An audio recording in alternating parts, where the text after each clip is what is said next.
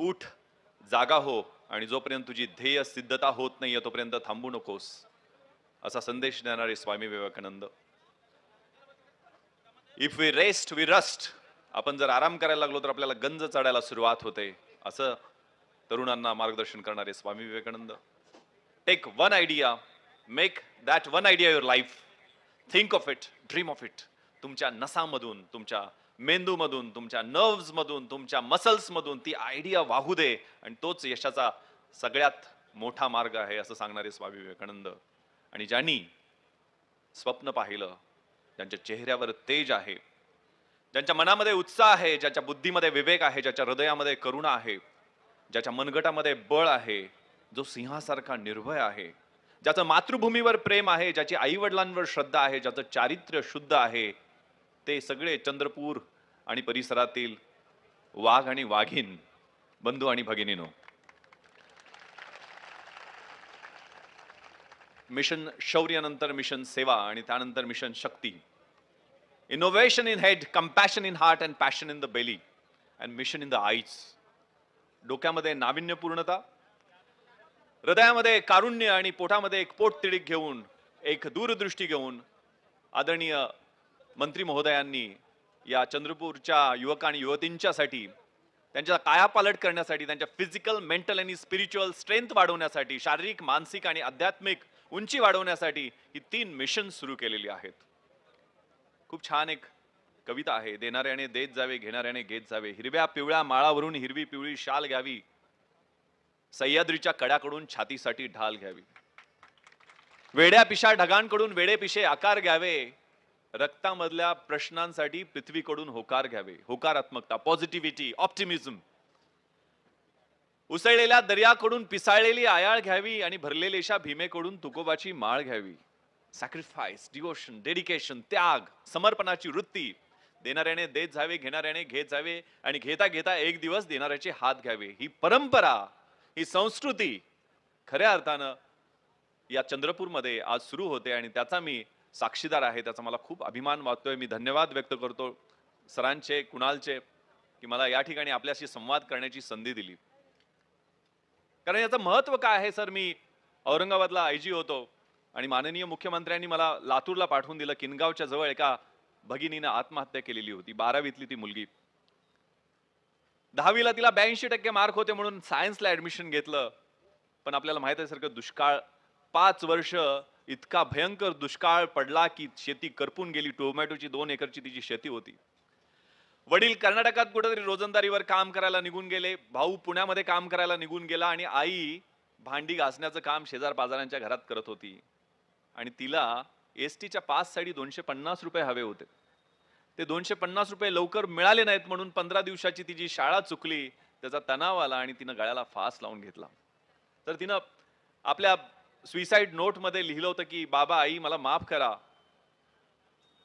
माझ्याकडनं चूक झालेली आहे, पण माझा एक नम्र विनंती आहे की तुम्ही माझ्या 12व्याचं का 13व्याचं ते गोड जेवण घालू नका. ते पैसे साठवून ठेवा आणि माझ्या ताईचं लग्न करून द्या.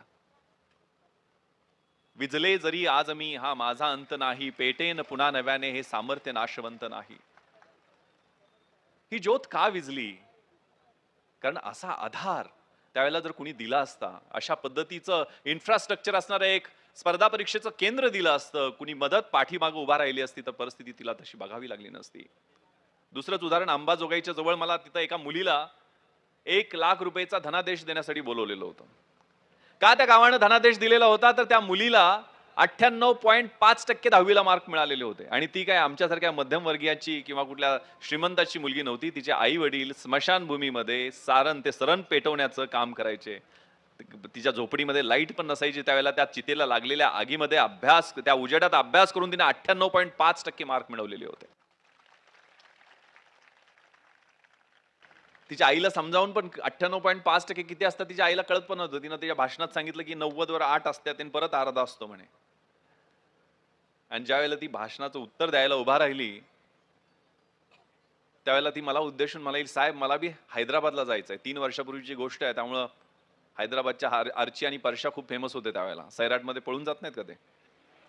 पण मला हैदराबादला सैराटमधल्या त्या परशा आणि आर्चीसारखं पळून जायचं नाही आहे. मला हैदराबादला सरदार वल्लभभाई पटेल नॅशनल पोलीस अकॅडमीमध्ये IPS ऑफिसर म्हणून ट्रेनिंग घ्यायला जायचं आहे. छाटले जरी पंख माझे पुन्हा उडेन मी, अडवू शकेल मजला अजून अशी भिंत नाही. माझी झोपडी जाळण्याचे झाले तर कैक कावे, जळेल झोपडी अशी आग ती ज्वलंत नाही. येतील वादळे खेटेल तुफान तरी वाट चालते मी, अडथळ्यांना भिवून अडखळणे पावलांना पसंत नाही. तर ही तुमची पाऊल वाट जी आहे तिथं एक वाक्य कुठेतरी लिहिलेलं आहे, if you can't fly run, if you can't run walk, if you can't walk crawl, but by all means keep moving. प्रगतीच्या दिशेनं, उन्नतीच्या दिशेनं, विकासाच्या दिशेनं, माझ्या बौद्धिक क्षमतांच्या पूर्ण विकासाच्या दिशेनं मी मार्गक्रमण करत राहील. यासाठी तुम्हाला ही मिशन सेवाच्या माध्यमातून चांगल्या लायब्ररीज, श्यामाप्रसाद मुखर्जी ग्रंथालय, बाबा आमटे ग्रंथालय अशी ग्रंथालय दिलेली आहे. सर मी आपल्याला सांगू इच्छितो, कारण याचं महत्व माझ्यापेक्षा जास्त कोणी सांगणार नाही. कारण मी मध्ये भाषणात एकदा बोललो होतो गणपती बाप्पाबद्दल, त्यावेळेला खूप गदारोळ झालेला होता त्या. तर आमच्या गावात सर आम्ही गणपती मंडळ एकत्र केली आणि 8 गणपती मंडळांचं एक गणपती मंडळ केलं. आम्ही पुढाकार घेतला. त्या गणपतीच्या वर्गणीतनं 50,000 रुपये शिल्लक राहिले. त्यावेळेला फर्स्ट इयर BA ला होतो मी, माझ्यावर आनंद पाटील होता. आणि गावातनं सूर आला की हे 50,000 आता आपण चांगल्या कामासाठी, आपण गणपतीचं देऊळचं कळस बांधूया, कोणी म्हटलं व्यायामशाळा बांधूया, कोणी म्हटलं ॲम्ब्युलन्स गावासाठी आणण्यासाठी अजून पैसे जमा करूया. त्यावेळेला आम्ही एक प्लॅन केलेला होता की हे पुस्तकांसाठी आम्हाला पैसे द्या. वाघिणीचा प्रदेश आहे, वाघिणीचं दूध आम्हाला द्या, पुस्तकं द्या, ज्ञान आम्हाला द्या. पुस्तक म्हणजे कथा कादंबऱ्या नाटकं अशी नाही पुस्तकं. MPSC UPSC bank recruitment, railway recruitment, staff selection board, आर्मीसाठी असणाऱ्या परीक्षा, पॅरामिलिटरी सारख्या असणाऱ्या परीक्षा, कॉन्स्टेबल रिक्रुटमेंटसाठी असणाऱ्या परीक्षा, परीक्षांसाठी लागणारी पुस्तकं आम्हाला द्या, वाघिणीचं दूध आम्हाला द्या. आणि गाववाल्यांनी ती विनंती मान्य केली आणि आम्हाला पुस्तकांसाठी पैसे मिळाले. आम्हाला नंतर मुख्यमंत्री सहायता निधीतनं 50,000, 1,00,000 रुपये 1991 साली आम्ही गावातनं जमा केले. त्यातनं पुस्तकं आणली. त्यावेळेला कळत पण नव्हती, फक्त CSR किंवा कॉम्पिटिशन सक्सेस रिव्ह्यू सारखी पुस्तकं असायची. त्यात कुठेतरी लिहिलं होतं की NCERT ची पुस्तकं लागतात. पुण्याला गेलो, विमाननगरच्या त्या CBSE स्कूलमध्ये जाऊन NCERT ची मोठीच्या पुस्तकं आणली. त्यावेळेला त्यातली काहीच ठराविक, कारण प्रिलिमसाठी आणि मुख्य परीक्षेसाठी काही ठराविक पुस्तकं लागतात. UPSC ची तयारी करणारी मंडळी इथं आहे. सगळ्या प्रकारची पुस्तकं मिळाली आणि गणपतीच्या आशीर्वादाने 1997चा रिझल्ट तुम्ही पहा. आता मॅडमनी खूप लांब लचक माझी ओळख करून दिली. पण आमच्या गावातनं आम्ही 2 जण, आमच्या शेजाऱ्याच्या गावातनं सुगंध, असे 3 जण एका वेळेला मुंबईतनं, यावेळेला एकही मुलगा UPSCच्या फायनल लिस्टमध्ये नव्हता. त्यावेळेला आमच्या गावातनं आम्ही 3 जण IAS, IPS आणि IFS मध्ये सिलेक्ट झालेलो होतो. त्यामुळे हा प्लॅन आहे, हा ट्रॅप आहे, ठरवून करायचं आहे आणि ठरवून जमतं. आणि त्याच्यासाठी अशा पद्धतीचं वातावरण, कारण आज चंद्रपूर मधला वाघ जागा झालाय असं म्हणायला काही हरकत नाहीये. वाघ आणि वाघीण दोघंही जागा झाले. बछड्यांना तुम्ही वाघिणीचं दूध जे दिलेलं आहे सर, ते खूप महत्वाचं आहे. त्यांना हे इन्फ्रास्ट्रक्चर मिळालेलं आहे. कारण मी नेहमी म्हणत असतो की सामान्य घरातली मुलं ही रानफुलासारखी असतात आणि रानफुलांना जर काळी कसदार जमीन, चांगला सूर्यप्रकाश, चांगलं खत पाणी मिळालं तर ती अशी रुजतात, अशी उमलतात, अशी फुलतात की त्यांच्यासमोर मोठ्या शहरातली, मोठ्या घरातली कमळ, गुलाब, मोगरे, डॅफोडिल सगळे फिके पडून जातात. त्यामुळे तुम्ही सामान्य घरातले आहात ना, तुमच्याकडे ती इच्छाशक्ती है, ती जिद्द है. विपरीत परिस्थितियों में कुछ लोग टूट जाते हैं और कुछ लोग रेकॉर्ड तोड़ देते हैं. तुम्ही रेकॉर्ड तोडणारे आहात, हे लक्षात घ्या. त्यामुळे ही जी तुमच्यातली ही जी आजची सुरुवात आहे ती त्या दृष्टीने खूप महत्वाची आहे. त्यामुळे आमच्या गावातला जो प्रयोग, जी छोटीशी लायब्ररी, ती आता आम्ही मोठी लायब्ररी करायला सुरुवात केली. 3च दिवसापूर्वी आम्ही अण्णा हजारे यांना आमच्या गावी बोलवलेलो होतो. आम्ही गावातल्या मुलांना स्किल ज्याबद्दल सर सांगत होते तशा पद्धतीचा प्रगती, कारण वेगवेगळ्या क्षेत्रातल्या अमर्याद असणाऱ्या संधींची माहिती अशा माध्यमातूनच आपल्याला मिळणार आहे. मी सरांना म्हणतो की SIC, state institute for administrative careers, जी 1982 ला महाराष्ट्रात सुरू झाली, त्या 5 ब्रँचेस झाल्या आणि आम्ही सगळे इथले अधिकारी सर आपल्याला दिसतोय ते त्या सगळ्या आमच्या सगळ्यांची अल्मा माटर ही SIC आहे. आमची पंढरी ही SIC आहे, कारण तिथं आम्हाला ज्ञान मिळालं. तिथं आम्हाला आठवतंय सचिन तेंडुलकरचे वडील रमेश तेंडुलकर सर क्रिकेटची मॅच सचिन खेळत असताना आम्हाला येऊन शिकवायचे. आमचं मन लागायचं नाही. एवढ्या मोठ्या खेळाडूचा वडील आम्हाला मराठी येऊन शिकवायचं, विजया राज्याध्यक्ष शिकवायचे, अशोक नायगावकर शिकवायचे. खूप चांगल्या पद्धतीचं मार्गदर्शन सर त्या ठिकाणी मिळालं. तर अशा पद्धतीचं आज तर व्हर्च्युअली शक्य आहे, ई लर्निंगच्या माध्यमातून शक्य आहे. इथं प्रदीप लोखंडे आहे, त्यांनी ई ज्ञान सुरू केलेलं आहे. आज काय तिथं दिल्लीमध्ये जाऊन आणि मुंबईमध्ये जाऊन बसण्याची आवश्यकता नाही, तिथं आपल्याला परवडत पण नाही बऱ्याचदा. त्यामुळे समोर आपण व्हर्च्युअल एक सगळ्या पद्धतीचा, मी 2 वर्षापूर्वी प्रांजलचा सत्कार केलेला होता पुण्याच्या कार्यक्रमामध्ये. प्रांजल पाटील तुम्हाला सगळ्यांना माहित असेल, ही मुलगी IAS मध्ये 169वी आली. पण तिला तुमच्या माझ्यासारखे डोळे नव्हते, ती अंध मुलगी आहे. पण तिला विजन आहे. तिनं YouTube वरती आणि ई बुक वरती अभ्यास केला. तिनं ऑडिओ बुकच्या माध्यमातून इंडिया आफ्टर गांधी, रामचंद्र गुहांचं 1200 पानाचं पुस्तक त्याच्यावर पाठ केलं लिटरली. असं ह्या इंटरनेटची ताकद आहे. त्यामुळे हा प्लॅन आहे. आत्ताच आयुष्य घडवायचं आहे. मॅडमनी निम्मा परिचय तर माझा करून दिला. मी काही छोट्या गावातला आहे आणि आम्ही तिघजण आता काल मी आणि आनंद कोकरूडमध्ये सगळ्या मुलांना घेऊन बसलेलो होतो, की कशा पद्धतीनं आपलं नियोजन करायचं. प्लॅनिंग म्हणजे काय? Deciding in advance what to do, when to do, how to do, who is suppose to do it. काय करायचं, कसं करायचं, केव्हा करायचं आणि ते तुमच्यासाठी कोण करणार याचं व्यवस्थित नियोजन आणि मग ते उद्दिष्ट. स्मार्टचं कोणीतरी मगाशी फुल फॉर्म सांगत होतं की तो systematic, measurable, attainable, time bound आणि रिअलिस्टिक गोल समोर ठेवून मग त्याच्या पाठीमागं मार्गक्रमण करत राहायचं आणि स्वतःवर विश्वास ठेवायचा. स्वतःवर विश्वास ठेवला ना की आयुष्याची ब्लूप्रिंट ऑटोमॅटिक घडत जाते. आयुष्याची ब्लूप्रिंट जी आहे ती आत्ता या वयात ठरवायची आहे. आणि त्या ब्लूप्रिंट मध्ये सगळ्यात महत्वाची कुठली गोष्ट असेल तर आय एम समबडी. माझं आयुष्य मी बदलेल. एडिसनची गोष्ट सांगत होते सर. आपल्याला माहित आहे की त्यांनी काही थिअरीज दिल्या. आईन्स्टाईन त्यांनी काही सिद्धांत आणि सापेक्षवादाचा सिद्धांत दिला आणि जग पूर्वी होतं तसं राहिलं नाही, जग बदललं. नेल्सन मंडेला, महात्मा गांधी जगाच्या संस्कृतीचा, तत्वज्ञानाची भाषा बदलली. रुसो, वॉल्टेअर, मॉन्टेस्क्यू तत्वज्ञान बदललं. Roger Bannister, Edmund Hillary physical कॅपॅबिलिटीत किती मोठ्या होऊ शकतात ते सगळं बदलून टाकलं. तबल्याची भाषा झाकीर हुसेननं बदलली. आपण काहीतरी बदलण्यासाठी आहोत आणि त्यासाठी माझं आयुष्य काहीतरी आहे. मला कोणी गृहीत धरणार नाही आणि मी नेहमी ते बेस्ट जे आहे एक्सलन्सच्या दृष्टीनं वाटचाल करत राहील. आणि ती वाटचाल कशी? उडू शकलो नाही तर धावेल, धावू शकले नाही तर चालेल, चालू नाही शकले तर रांगत रांगत जाईल, पण माझी वाटचाल ही सदोदित राहील. मी हायवे नाही होऊ शकलो, छोटासा ट्रेल होईल. मी मोठा वटवृक्ष नाही झालो, छोटंसं झोपडं होईल. मी मोठा सूर्य नाही झालो, छोटासा स्टार होईल, पण माझं कॉन्ट्रीब्युशन काहीतरी आहे आणि त्या एक्सलन्सच्या दृष्टीनं मी वाटचाल करत राहील. त्यामुळे जो माझ्यातला प्रवास आहे, कारण मी खेड्यातला आहे. आमच्या गावात सगळ्यात जास्त कॉप्या चालायच्या. त्यामुळे परीक्षा सेंटर सर घ्यायचे त्यावेळेला कोकरूडमध्ये आणि परीक्षेला कॉप्या चालतात म्हणून मग हे मॅडमचे कानपडीत खाल्ल्यानंतर मी शिराळ्याला गेलो आणि शिराळ्यामध्ये मला गायकवाड सर भेटले आणि इथं खूप छोटे छोटे विद्यार्थी आहेत, 10वी 12वीतले पण दिसत आहेत म्हणून मुद्दामून सांगतो. त्या सरांनी मला 3 वाजता उठायची सवय लावली. पहिल्या दिवशी तर मी शिराळ्याचा आहे, 32 शिराळा तुम्हाला माहित असेल, नागपंचमीसाठी प्रसिद्ध आहे. तिथनं 18 किलोमीटर माझं गाव आहे. पण मी आत्याच्या घरी शिकायला गेलो. तिथनं मग आत्याचं घर 10 बाय 10चं छोटंसं, त्याच्यात 3 आत्याची मुलं आणि मी चौथा. म्हणजे झोपता पण यायचं नाही, एवढं चिरडा व्हायची. आणि मग मी छोटीशी खोली भाड्यानं सरांच्याकडे घेतली आणि 3 वाजता त्यांनी मला उठवलं. विश्वास, आजपासून 3 वाजता उठायचंस. तुझ्याकडे स्पार्क आहे. मला 60, 70, 75% मार्क मिळायचे. पण 10वीला त्यांनी पहिल्या दिवशी मला 3 वाजता उठवलं. 8 दिवस मी पेंगत काढले, पण 9व्या दिवशी मला 3 वाजता उठायची सवय लागली. थंड पाण्याच्या नळाखाली झोप उडून गेली आणि 3:30 ते 8:30 5 तास त्या ब्रह्ममुहूर्तावर कुठली ट्युशन नाही, कुठले क्लासेस नाहीत, अभ्यास करायचं, सगळं थेट मेंदूत जायला लागलं. आणि मिरॅकल झालं. 10वीला मला 60-70 वरनं मी डायरेक्ट 88 झाली. 88% मार्क मिळवून तालुक्यात पहिला आलो. हे खूप छान बायबल मधली ओळ आहे. The heights of great men reached and kept were not attained by sudden flight, but while their companions were slept they were toiling upwards in the night. जी काही मोठी उंची माणसं मिळवतात ना, ती एका झेपेत मिळालेली नसते. त्यांच्या बरोबरच्या ज्या झोपा काढत असतात ना, आराम करत असतात, त्यावेळेला ती उंची गाठण्यासाठी एक एक पाऊल त्यांनी टाकलेलं असतं. त्यामुळे तुमचा जो आहे प्रवास, कारण आत्ताचा जो फेज आहे 16, 17, 18, तुमच्या मेंदूचा प्री फ्रंटल एरिया डेव्हलप होत असतो. तुम्हाला चांगल्या वाईटाची सवय नसते, समज नसते. त्यामुळे रॅश, आपण गाडी फास्ट चालवतो ना, आपण चुका करतो, ते अव्याज करतो, व्यसनाच्या आहारी. कारण मी सर, आपल्याला माहित असेल, मी पुण्याला SP असताना सिंहगडाच्या पायथ्याशी रेव पार्टीवर धाड टाकली. त्यात 292 मुला मुलींना अटक केली म्हणून खूप गदारोळ झाला.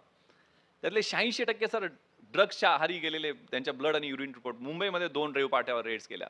याच वयोगटातली मुलं त्याला का बळी पडतात? कारण हा मेंदूचा विकास होत असतो आणि त्याला कळत नाहीये. एकदा सेंट्रल नर्वस सिस्टमचा त्या वाईट गोष्टी ताबा घेतला की मग काय खरं नाहीये सर. मी आता सर 30,000 मंडळांना पश्चिम महाराष्ट्रातल्या 5 जिल्ह्यात डॉल्बी लावू दिला नाही. गणपती मंडळांना सगळ्यांनी माझ्या विरुद्ध खूप आंदोलनं केली. आपण वर्तमानपत्रात वाचलं असेल, टीव्हीवर पाहिलं असेल सर.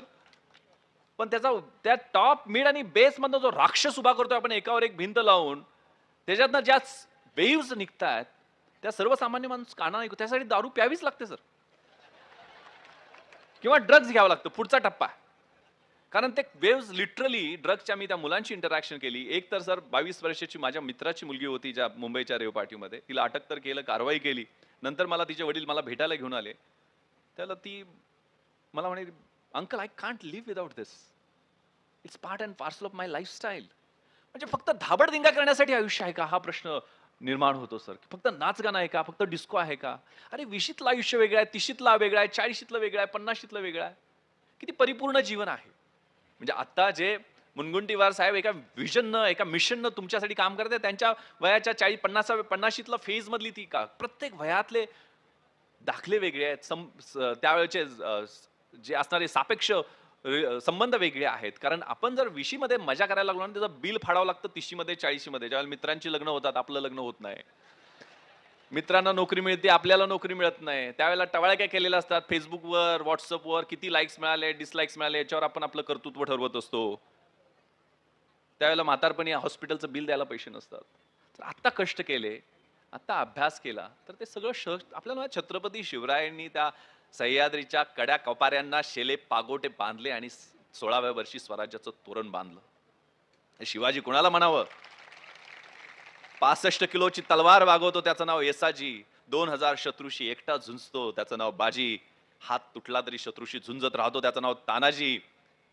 18 तासात दिल्लीवरून घोडा पुण्याला घेऊन येतो त्याचं नाव नेताजी. शत्रूच्या छावणीत एकटा घुसतो आणि शत्रूच्या छावणीचा कळस कापून आणतो त्याचं नाव धनाजी. आणि ढाण्या वाघाला एकटा सामोरे जातो त्याला उभा फाडतो त्याचं नाव संभाजी. आणि या सगळ्यांना एकत्र घेतो आणि स्वराज्याचं नंदनवन घडवतो तो छत्रपती शिवाजी. अरे हे छत्रपती शिवाजी महाराजांसारखे आदर्श आपल्या समोर आहेत. दैवा येतम तू कुले महायतम तू पौरुषम. कोणत्या कुळामध्ये जन्म घ्यावा हे तुझ्या हातामध्ये नाहीये, परंतु पुरुषार्थ काय दाखवणं तुझ्या मनगटामध्ये आहे ना. हे सिद्ध करणारे डॉक्टर बाबासाहेब आंबेडकर हे आमचे आदर्श आहेत. महात्मा फुले विद्ये विना मती गेली, मती विना नीती गेली, नीती विना गती गेली, गती विना वित्त गेले, वित्त विना क्षुद्र खचले. हे सगळे अनंत एका विद्येने केले. हे विद्येचा आणि शिक्षणाचं महत्व त्या काळात पटवून देणारे महात्मा फुले हे आमचे आदर्श. यांच्या जीवनातनं खूप शिकण्यासारखं आहे. त्यामुळे या वयामध्ये बायोग्राफीज, आत्मचरित्र आणि चरित्र वाचली पाहिजे. त्यासाठी मी बघितलं सरांनी पुस्तकं तुम्हाला दिली, ती चरित्राच्या माध्यमातून दिली. प्रत्येक लायब्ररीपर्यंत ते पोहोचणार आहेत. तेव्हा तो टप्पा त्या वयामध्ये पुस्तकं मिळत नव्हती. मला रोमिला थापरचं पुस्तक 300 रुपये, घाम फुटला. शक्य नाहीये. कारण मी आता माझ्या यायच्या अगोदर कोणी तर सांगतो, मी ज्यावेळेला मुंबईला गेलो, राहायचीच ना एक पत्र्याची पेटी होती, फाटके स्लीपर आणि जीन्स एक आणि 2-3 टी शर्ट घेऊन गेलेलो होतो. आमदार निवासमध्ये सर कसं तरी तिथं त्यावेळेला आमच्या गावचे शिवाराव देशमुख साहेब होते, त्यांचे 105 रूम नंबर. तेवढ्या त्या रूम मध्येच फक्त एसी होता, कारण खाली भटारखाना होता. म्हणजे स्वयंपाकाचं जेवण शिजायचं. ते फरशी एवढी तापायची, रात्री झोपच लागायची नाही. बाहेर झोपलं तर मच्छर एवढे खायचे. आतमध्ये सगळे कार्यकर्ते सर आपल्याही रूम मध्ये येत असतील, तिकडे त्यावेळेला आमदार असतील त्यावेळेला ते काय काय खाऊन येतात त्या कुलाबा कॉजवे मध्ये, संध्याकाळी एवढा वास सोडतात, झोपच लागायची नाही. तर अभ्यास व्हायचा नाही. तर त्यावेळेला सर मी त्या यशोदांमध्ये सुनीती सुरुची या IPS अधिकाऱ्यांच्या इमारतीमध्ये सर्वंट क्वार्टर्स मध्ये जागा मिळते का ते शोधायला गेलेलो, की 10 बाय 10च्या रूम मध्ये सर्वंट क्वार्टर मध्ये आपल्याला जागा मिळेल का. तिथंच त्या ताजमहाल हॉटेलमध्ये कधी 15 रुपयाचा चहा, त्यावेळेला कधी चहा प्यायचं स्वप्न पण बघायचं धाडस व्हायचं नाही. 15 रुपयाची राईस प्लेट खाण्याचं धाडस त्यावेळेला नसतं. 12 रुपये 11 रुपयाची राईस प्लेट शोधायचा आम्ही प्रयत्न करायचो. तिथं CCI क्लब आहे, बॉम्बे जिमखाना आहे, तिथं बड्या बापांची पोरं अशी स्क्वॅश टेनिस खेळताना दिसायची. तिथंच मेट्रो थिएटरमध्ये फिल्म स्टार द्यायचे प्रिव्ह्यूसाठी. ते मला आठवतंय कभी हा कभी नाच्या वेळेला बाउन्सरच्या शिव्या पण आम्ही खाल्लेल्या होत्या, की त्या हिरोला बघण्यासाठी. तो 2 तासाने शाहरुख खानाला त्याचे केस फक्त दिसले होते मला आठवतं. पण 95 आणि 96 मुंबईमध्ये 2 वर्ष पेकाट मोड येतोपर्यंत आणि बुडाला फोड येतोपर्यंत अभ्यास केला आणि परिस्थिती बदलली. IPS म्हणून सिलेक्शन झालं आणि मुंबईमध्ये DCP झोन 1 साऊथ मुंबईचा DCP म्हणून झोन 1चा पोस्टिंग झाल्यानंतर त्याच क्लबनी मला ऑनररी मेंबरशिप दिली. तिथंच माझी मुलं मला टेनिस खेळताना दिसायला लागली. त्याच यशोधन बिल्डिंगमध्ये जिथं सर्वंट क्वार्टरमध्ये जागा शोधत होतो, तिथंच 2200 स्क्वेअर फीटचा 3 बेडरूमचा फ्लॅट राहायला मरीन ड्राईव्हवरती मिळाला. ज्या फिल्मस्टारला बघण्यासाठी जर धडपडायचो तिथं वेस्ट मुंबईचा मी ॲडिशनल कमिशनर झाला. तेच फिल्मस्टार माझी अपॉइंटमेंट घ्यायला यायला लागले, की साहेब मला भेटायचं आहे म्हणून. आणि ताजमहालमध्ये कधी चहा प्यायण्याचं स्वप्न पाहिलं नाही. तिथं अतिरेक्यांशी 2 हात यशस्वीपणे केल्यामुळे राष्ट्रपतींचं शौर्य पदक आमच्या टीमला देण्यात आलं. हे बढाया मारण्यासाठी मी सांगत नाहीये. हा इथून इथपर्यंतचा प्रवास आहे ना, तिथं फक्त अभ्यास आहे. वर्क लाईक हेल. चांदीच्या वेळेला शुद्ध करताना तिला तापवतात, खूप तापवतात. आणि ज्या वेळेला चेहरा दिसायला लागतो ना त्या चांदीमध्ये, त्यावेळेला ती तापवायचं थांबवावं लागतं, नाही तर नुकसान पण होतं. तुम्हाला त्रास होत असेल ना, तर तुमच्या चांदीमध्ये, चांगल्या चांदीमध्ये, शुद्ध चांदीमध्ये रूपांतर होत आहे. The winning horse doesn't know why it runs, it runs due to beats and pains. Life is a race. God is your rider, and if you are getting beats and pains, it's for sure that you are going to win the race. जो शर्यतीत धावणारा घोडा असतो ना, त्याला जे चापकाचे फटके आणि चटके मिळतात ना, त्यामुळे तो धावत असतो. त्याला माहित नसतं काय धावतोय.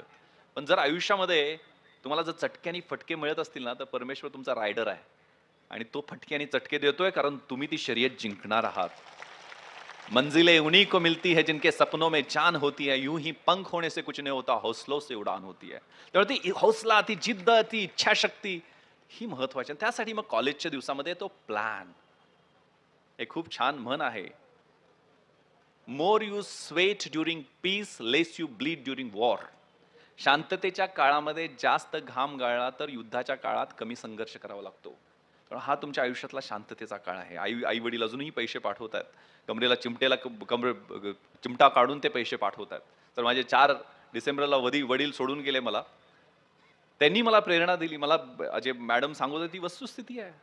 त्या वडिलांच्या इच्छेसाठी ते सारखे मला म्हणायचे. त्यावेळेला त्यांना कलेक्टर, कमिशनर, SP या गोष्टी माहित नव्हत्या, पण ते पैलवान होते. त्यांच्या बलदंड स्नायूवरती मी डोकं ठेवून ज्यावेळेला झोपायचं त्यावेळेला मला सारखे मामलेदार झाला पाहिजे, फौजदार झाला पाहिजे.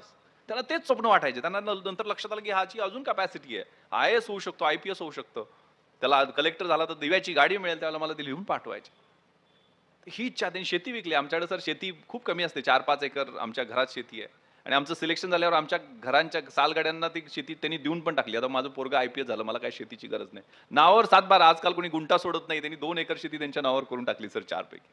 तर हे माझ्या वडिलांनी स्वप्न देण्याचं स्वप्न.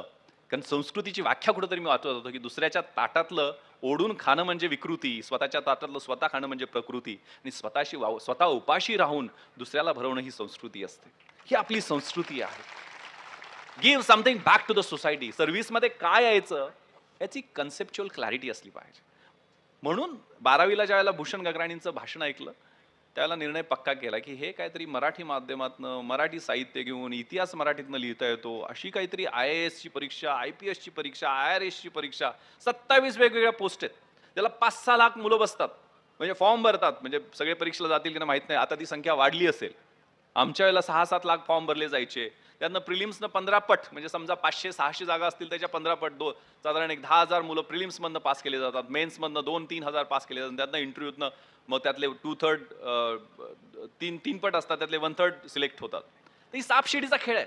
यात प्रचंड संघर्ष आहे, अप्स अँड डाऊन्स खूप आहेत. पण ही जर्नी जी आहे ती तुम्हाला एनरिच करणारी आहे. कारण यामध्ये प्रिलिम्समध्ये CSAT आहे, जनरल स्टडीजच्या परीक्षा आहेत, त्या मल्टिपल चॉईसच्या परीक्षा आहेत. मुख्य परीक्षेमध्ये राज्यघटनेपासून, इकॉनॉमीपासून, सायन्स अँड टेक्नॉलॉजीपासून, करंट इव्हेंट्स, मेंटल ॲबिलिटी या सगळ्या भागांचा अभ्यास तुमचा होतो. त्यामुळे तुमची व्यक्तिमत्व विकसनाची ही एक प्रक्रिया आहे. पण या फील्डमध्ये पडायचं असेल तर पूर्ण प्लॅन करून पडायचं आहे. म्हणजे 12वीत असाल तर 5 वर्षाचा प्लॅन करा. ग्रॅज्युएट न, कारण माझं सिलेक्शन 23व्या वर्षी झालं, कारण मी सुरुवात 12वीला असताना केली. मग मला ऑप्शनल सब्जेक्ट कोणते घ्यायचे, आता ऑप्शनल सब्जेक्ट कमी झाले. एकच ऑप्शनल सब्जेक्ट, आमच्या वेळेला 2 ऑप्शनल सब्जेक्टचा भर असायचा. 1750 मार्काची परीक्षा झाली, आमच्या वेळेला 2300 मार्काची ती टोटल परीक्षा असायची. तर पॅटर्न बदललेले आहेत. मग मराठी साहित्य घ्यायचे तर मराठी साहित्याचा त्यावेळेला फायदा असायचा. रोजचं जीवन आणि कॉमन सेन्स याचा खूप महत्वाचा संबंध या परीक्षेच्या तयारीशी आहे. मी ज्या वेळेला अभ्यास करायचो, मी ज्यावेळेला समजा फिरत असेल तर कुठली गाडीचा नंबर दिसला 0505, तर 1905 मध्ये काय झालं होतं भारताच्या इतिहासात, महाराष्ट्राच्या इतिहासात, जगाच्या इतिहासात, लगेच मी डायरी काढायचो ते चेक करायचो. रोजच्या सवयी, habits. If you watch your thoughts, those will become your words. Watch your words, those will become your actions. Watch your actions, those will become your habits. Watch your habits, that will decide your character, bad or good. Watch your character, that will decide your destiny. तुमचे विचार आहेत ना, त्याच्यावर लक्ष ठेवा. काय डोक्यात चाललंय ते महत्त्वाचं आहे सगळ्यात जास्त. वाईट चाललं तर त्याचं वाईट शब्दांमध्ये रूपांतर होतं, चांगलं चाललं असलं चांगल्या शब्दांमध्ये, शब्दांचं कृतीमध्ये, कृतींचं सवयीमध्ये, सवयीचं चारित्र्यामध्ये, आणि चारित्र्याचं तुमच्या भविष्यकाळात रूपांतर होत असतं. ही सवय आहे ना ती खूप महत्त्वाची आहे.